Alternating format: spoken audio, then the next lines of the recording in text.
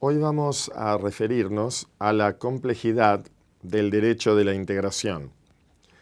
Es de por sí una materia que se está haciendo, por lo tanto tiene una complejidad propia, pero esta puede ser abordada desde diversas perspectivas.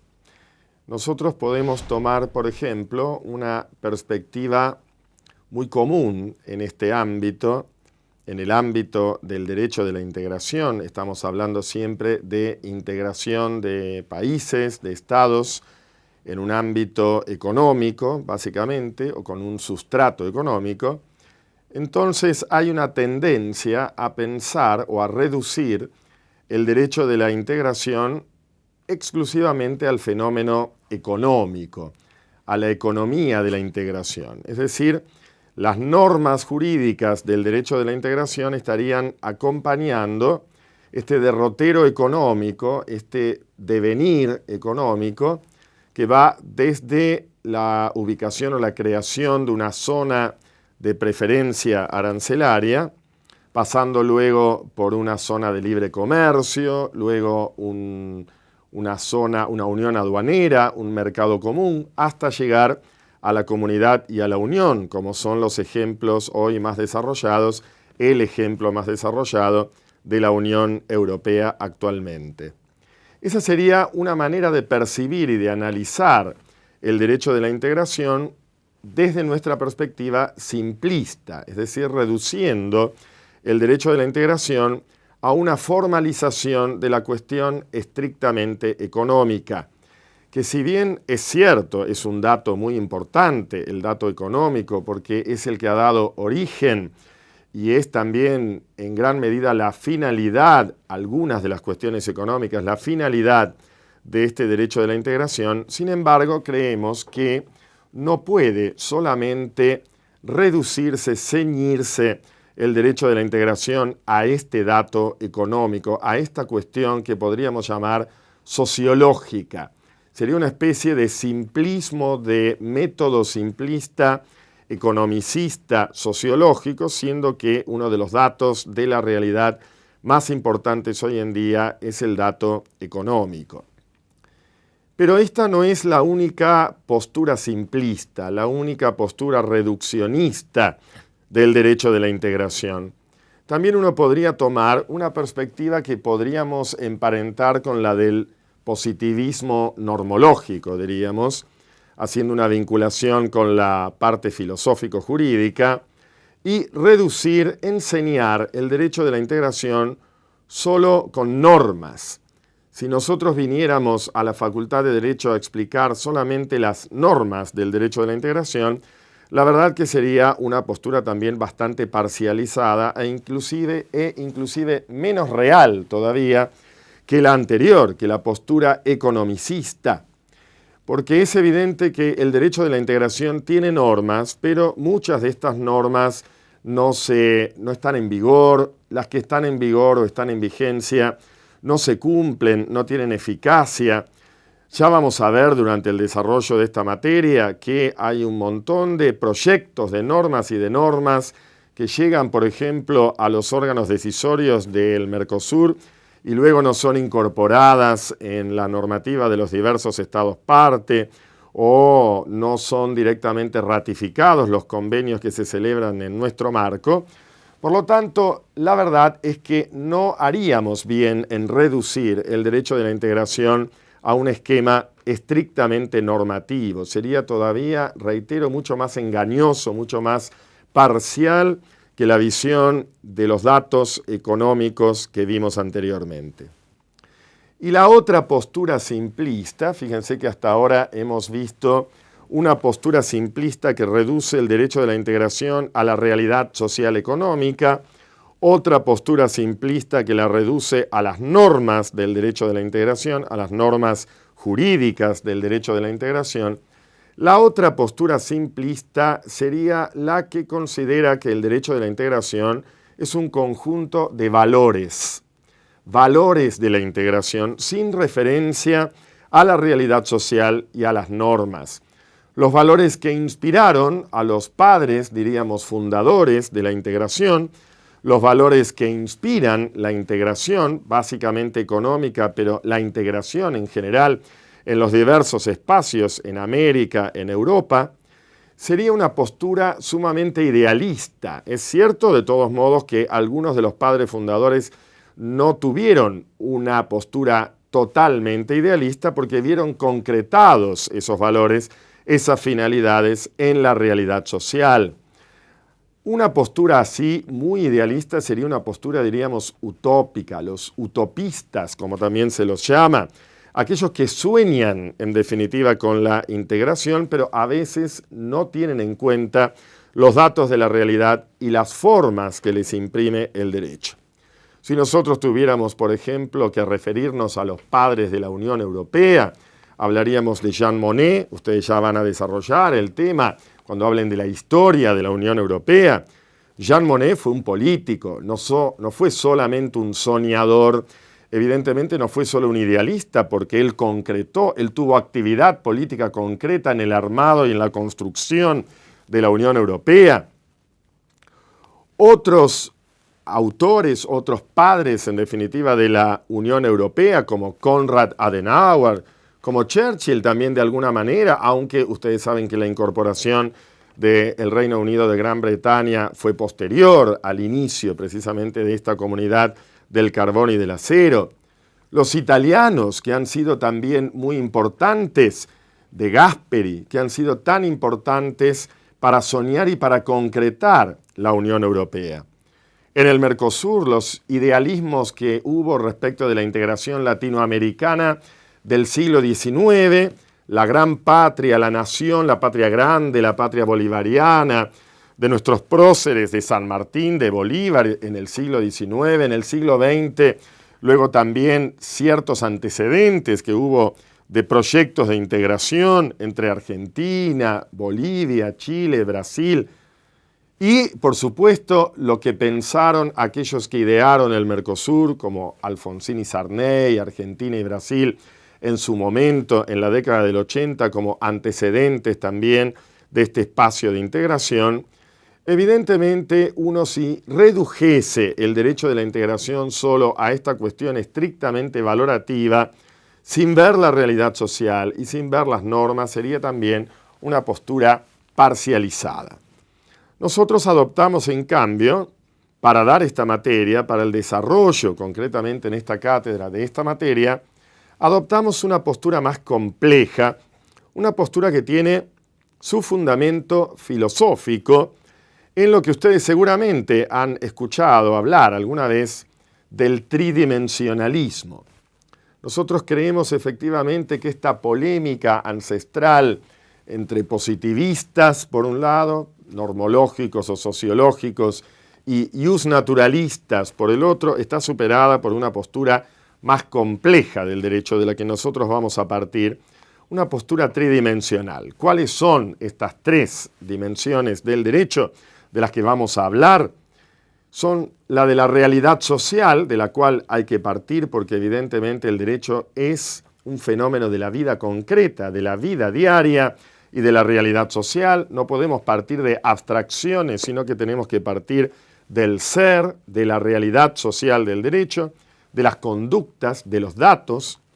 Luego viene la dimensión de las normas, porque obviamente las normas reflejan o deben reflejar la realidad. Y por último vamos a ver la dimensión de los valores. O sea que tenemos tres dimensiones, no tres objetos diferentes, tres aspectos o dimensiones de un mismo objeto que es complejo, que es el objeto derecho, y que tiene estos tres aspectos, que son el aspecto sociológico, el aspecto normológico y el aspecto valorativo o axiológico, como ustedes quieran decirle, porque saben que la disciplina que se ocupa de los valores es la axiología. Y para abordar la complejidad precisamente del derecho de la integración desde esta perspectiva tridimensional, podemos tomar varios ensayos, varios proyectos y varias realizaciones, varios autores que los podemos considerar tridimensionales. A mí me interesa mucho, por ejemplo, la postura de un autor, vamos a escribirlo por las dudas que ustedes no lo encuentren fácilmente, aunque no conviene mucho escribir, porque si no, no van a ir a los libros a ver cómo se escribe, pero lo voy a hacer. El autor es Genis, un autor francés, François Genis, que fue el fundador de la Escuela de la Libre Investigación Científica, una escuela que ustedes conocen seguramente de filosofía del derecho, una escuela que se opuso a la escuela de la exégesis francesa, la famosa escuela que acompañó al Código Civil Napoleón. Esta escuela de la libre investigación científica dice, en resumidas cuentas, algo que para mí es muy importante para todo el derecho, y en particular para el derecho de la integración, en que no pensó, por supuesto, François Genis a fines del siglo XIX, principios del siglo XX. Él dice que para interpretar el derecho privado, pero esto se puede extender a todo, y sobre todo nosotros decimos para elaborar el derecho, hay que tener en cuenta lo dado y lo construido. Lo dado es lo que me da la ciencia, los datos científicos, y lo construido es la metodología o la técnica que precisamente se debe utilizar para elaborar normas. De tal manera que para interpretar y elaborar, en nuestro caso, el derecho de la integración, Genis nos recomendaría que tuviésemos en cuenta los datos y lo construido, lo dado y lo construido. ¿Qué es lo dado? ¿Cuáles son esos datos científicos que hay que tener en cuenta? Y Genis dice que hay 4 clases de datos. Hay el dato histórico, el dato real, el dato ideal y el dato racional. Hay 4 datos: histórico, real, ideal y racional. El dato histórico, la historia de los países que se integran, la historia jurídica, la historia de la integración en América Latina, en nuestro caso, la historia de la integración en Europa. Luego viene el dato real. El dato real significa, obviamente, la realidad política, la realidad económica, la realidad social, la cultural, la religiosa, la física. El dato ideal, que es lo que quiere la comunidad, hay que preguntarle a la comunidad qué es lo que desea. Y el dato racional, que sería el valor, la justicia en este caso, que es el valor más alto del derecho. Estos 4 datos me dan los contenidos concretamente para interpretar y para elaborar sobre todo las normas. Y con ayuda de la técnica, de la buena técnica legislativa, vamos a poder construir las normas del derecho de la integración. Fíjense qué relevante, qué rico que es este análisis, porque no reduce solo a datos económicos, no reduce solo a normas, ni tampoco a valores, como serían las posturas simplistas que acabamos de mencionar, sino que complejiza el derecho, aborda el derecho desde una perspectiva mucho más amplia. Y ustedes tienen que pensar y tenemos que reflexionar efectivamente todos juntos acerca de la importancia de estos datos. Parece bastante claro que los datos económicos son importantes, pero también los datos físicos para lograr una verdadera integración, por ejemplo, en materia de derecho de transporte.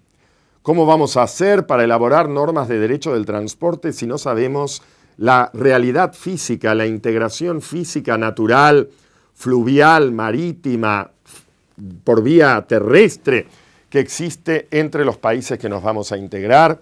La realidad cultural, la realidad social, la religión, la lengua, los datos concretos de la realidad, para ver cómo hacemos con esos datos, qué hacemos con esos datos para poder integrarnos. Además de la historia, como ya lo hemos dicho. Además de lo que opina, de lo que quiere la sociedad. Fíjense ustedes que hay que someter continuamente a las normas o al derecho de la integración, al humor de la gente, del pueblo que integra ese espacio integrado. En Europa tienen el Eurobarómetro, que mide precisamente cómo anda el tema en la sociedad, qué es lo que opina la sociedad, y lo mismo podemos hacer con el Mercosur y con todo. Y el dato valorativo, que Genis lo refería a un dato racional, porque era la época en que se consideraba que lo justo era algo estrictamente racional y que era entonces, por lo tanto, tenía alguna connotación objetiva en el sentido de universal y eterna, pero evidentemente los valores abstraídos de algún modo de la realidad, pero consensuados también por la realidad, hay que tenerlos en cuenta porque el derecho es también un conjunto de valores que culmina en el valor justicia. Todo esto hará, reitero, según Genie, al contenido de las normas del derecho de la integración que luego entonces con la ayuda de la técnica podremos elaborar, y se necesita una técnica también especial para el derecho de la integración. No es lo mismo elaborar una sentencia en el marco nacional que elaborar una sentencia o un laudo arbitral en el marco del derecho de la integración. No es lo mismo elaborar un tratado a nivel internacional que a nivel de derecho de la integración. No es lo mismo elaborar una ley que una norma supranacional, como es el caso, por ejemplo, de la integración de la Unión Europea. O sea que la técnica legislativa, que lamentablemente muchas veces no tenemos en los planes de estudio estudios concretos, asignaturas sobre elaboración de normas, deberíamos tener alguna especificidad para poder hacer buenas normas, para luego interpretarlas bien, que haya coherencia también en el ordenamiento normativo y entonces sea más fácil para la aplicación concretamente de estas normas. Esta es una postura, esta es la postura compleja tridimensional de Genie. ¿Por qué tridimensional? Ustedes dirán, ¿dónde están las tres dimensiones? No las veo. Ustedes no necesitan de todas maneras un anteojo 3D, como ahora cuando uno va al cine, para apreciar la tridimensionalidad del derecho, porque ustedes lo advierten sin necesidad de nada externo, porque lo viven.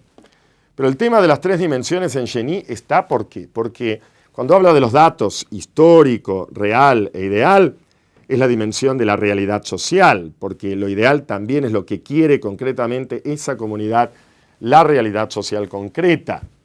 El dato valorativo es obviamente el valor, la dimensión de los valores, y la norma que se construye es entonces la dimensión de las normas. De manera que tenemos las tres dimensiones que están presentes en este pensamiento complejo de François Genie, que él lo refería concretamente al derecho privado, pero que lo podemos aplicar, y me parece muy legítimamente, al derecho de la integración en general. Sobre esta base nosotros vamos a elaborar una manera de vincular estas tres dimensiones, que es la manera que nosotros preferimos, porque tridimensionalistas hay muchos, pero no todos piensan que la vinculación de las tres dimensiones es igual. Hay algunos que yuxtaponen las dimensiones, como si fueran tres compartimentos estancos, como si una no tuviera nada que ver con la otra.